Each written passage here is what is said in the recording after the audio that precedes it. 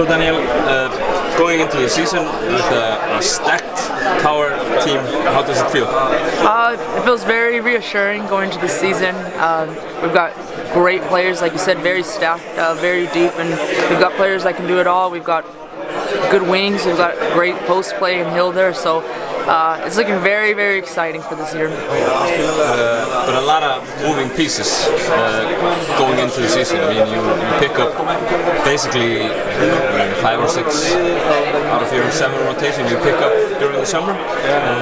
How is it going with putting things together?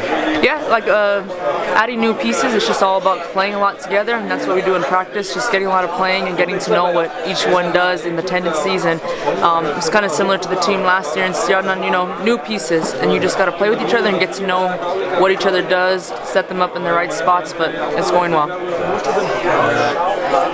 Coming into last season, Tower was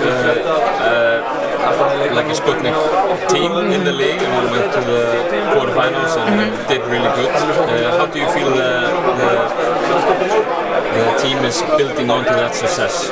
Yeah, I mean, from winning the first division to last year, being picked to finish last, I think it was, and finishing in the semifinals, I think that kind of builds a lot of confidence in them, and I know the Icelandic players are very confident and looking very forward to this season, and I know we're picked to finish second, and it's going to be a tight race. I mean, Valur's a great team, they're also very stacked as well, and I just think the last 2 seasons, especially last season, has really prepared them for this season, adding in a lot of great players.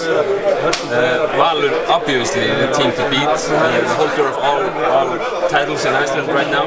Do you feel is it a relief to maybe go into the season with being the number 2 seed in the predictions?